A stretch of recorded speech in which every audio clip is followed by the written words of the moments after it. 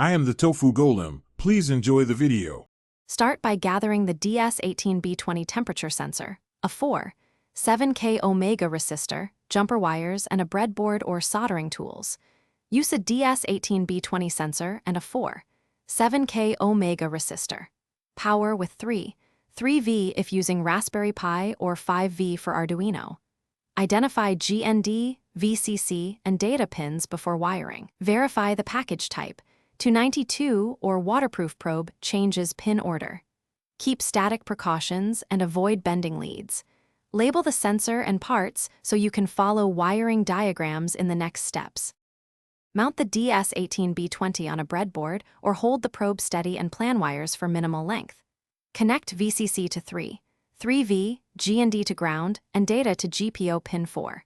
Place a 4.7K omega pull-up resistor between VCC and data to ensure reliable one-wire signaling. Use short wires and a breadboard or solder for permanent installs. Confirm pin orientation. Flat face forward for 292. Pins left to right are GND, data, VCC. Double-check connections before powering the board.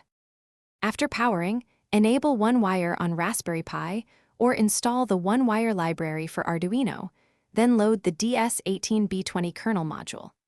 Enable one wire on Raspberry Pi and load the DS18B20 module. Locate the device folder under /sys/bus/w1/devices. Read raw temperature from /sys/bus/w1/devices/28*/w1 slave and convert to Celsius by dividing milledegrees by 1000.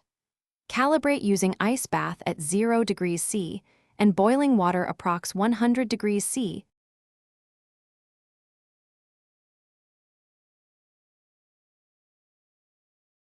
Thanks for watching. Consider subscribing if we helped you today.